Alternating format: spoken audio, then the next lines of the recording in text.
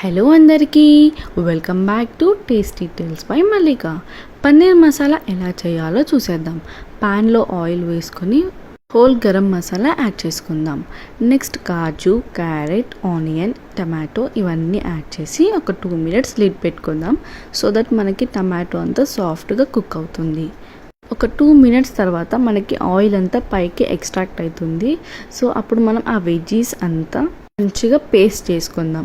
మనం ఎంత సాఫ్ట్గా చేసుకుందామో అప్పుడు పన్నీర్ గ్రేవీ కూడా అంత సాఫ్ట్గా వస్తుందండి.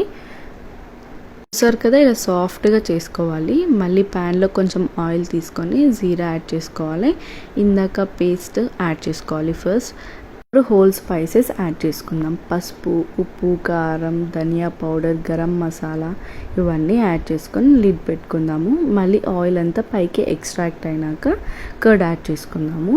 మళ్ళీ మసాలా అంతా మంచిగా ఫ్రై అయ్యాక కావాల్సినంత వాటర్ యాడ్ చేసుకుందాము. మనకి ఎంత గ్రేవీ కావాలి ఆ కన్సిస్టెన్సీ బట్టి వాటర్ యాడ్ చేసుకుందాము. అండ్ నెక్స్ట్ ఆ పన్నీర్ క్యూబ్స్ని యాడ్ చేసుకొని ఒక 2 to 3 minutes లిడ్ పెట్టుకుందాము.